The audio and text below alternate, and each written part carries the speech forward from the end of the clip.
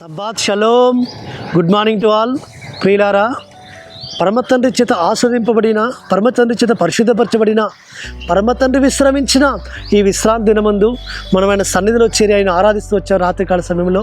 కాబట్టి ఈ విశ్రాంతి దినం, ఈ సబ్బాత్ దినం యొక్క పగల సమయంలో కూడా ఆయన యొక్క ఆశీర్వాదాలు మనం సమృద్ధిగా పొందుకోవడానికి కొరకు ఆయన కృపకు పాత్రలం అవుదాం.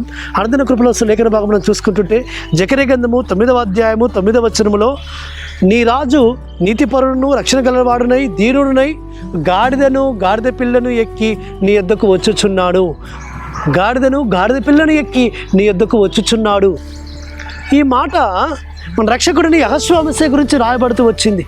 మన రక్షకుడిని యెహోషువ మెస్సీయ ఆయన పస్కా పండుగలో తానిక చనిపోవాలని ఎరిగిన వాడై ఆ యెరూషలేముకు వస్తున్నప్పుడు, ఆ బెత్లెహేము గ్రామానికి వచ్చినప్పుడు ఆ ఎదురుగా ఉన్న గ్రామంలో కట్టబడిన గాడిదను గాడిద పిల్లను తోలుకొని రండని శిష్యులకు ఆజ్ఞాపించినప్పుడు, శిష్యులు ఆ విధంగా తోలుకొని వచ్చినప్పుడు ఆయన గాడిదనెక్కి ఆ యెరూషలేము వీధులలోకి ప్రవేశిస్తున్నాడు.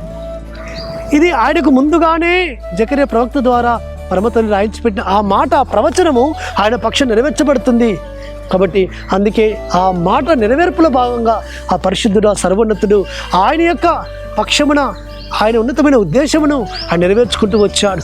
యెరూషలేము వీధులలో ఆ గాడిద పిల్లని ఎక్కి ఆయన వస్తున్నప్పుడు వారు తమ బట్టలు పరిచారు.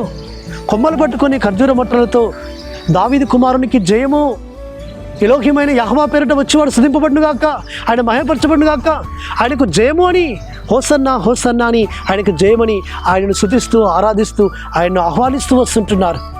ప్రియులారా, ఈ యొక్క మర్మము ఏ విధంగా పరమతండ్రి పరిశుద్ధ గ్రంథం రాయించి పెట్టాడంటే, నిర్గమకాండం 12వ అధ్యాయంలో రాయబడిన మాట, ఆ నెల మొదటి నెల 10వ నాడు వారు గొర్రెపిల్లను ఎన్నుకునేవారు. పస్కా గొర్రెపిల్లను ఎన్నుకొని దాన్ని ప్రత్యేకపరిచేవారు ఆ దినము నుంచి. కాబట్టి 10వ దినమున ఆయన యెరూషలేములోకి ఎంటర్ అవుతున్నాడు.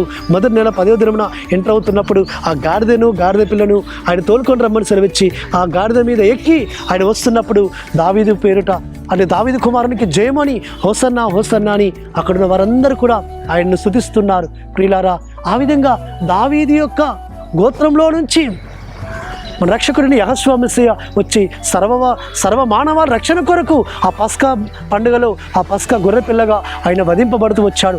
ఆయనకు ముందుగా ప్రవచనాలు ఏవైతే రాయబడుతూ వచ్చాయో ఆ ప్రవచనాలన్నీ కూడా ఆయనలో నెరవేర్చబడుతూ వచ్చాయి. ఒక్కడి కూడా తప్పిపోలేదు సుమా. ఆయన ప్రవచనాత్మక పురుషుడు. కాబట్టి ప్రవచనములో సెలవిచ్చిన ప్రకారముగా, ప్రవచనాలు సెలవిచ్చిన ప్రకారముగా ఆయన మన పాపముల కొరకు, మన అతిక్రమల కొరకు ఆయన గొర్రెపిల్లగా వధింపబడుతూ వచ్చాడు. ఆ గొర్రెపిల్లగా వధింపబడడానికి కొరకు, ప్రాణమును క్రయముగా అర్పించడానికి కొరకు ఆయన యెరూషలేముకు వస్తున్నప్పుడు జరిగిన ఆ సంఘటనే గాడిదను గాడిద పిల్లని ఎక్కి వస్తున్నాడు. అట్టి విధంగా సర్వోన్నతుని యొక్క మరణము ఆయన గురించి రాయబడిన ప్రకారంగా జరిగింది సుమ. అట్టి విధంగా పరిశుద్ధాత్మ తండ్రి తన సర్వసత్యంలో మనల్ని నిలిపించినందుకు మనం ధన్యులము. పరమ తండ్రి ఈ వాక్యం మనకి దీవించును గాక.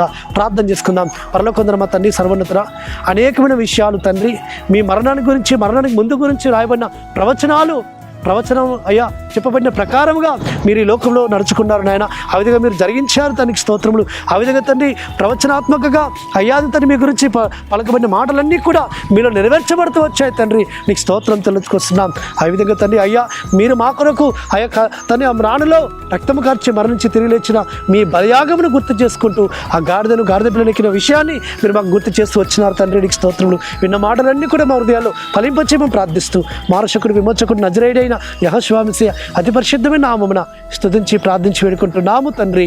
ఆమేన్. సర్వోన్నతుడు సర్వాధికారి యెహోషువ మెస్సీయ కృపా కనికరము నిరంతరం తోడుగా ఉండి మనల్ని బలపరచును గాక. ఆమేన్.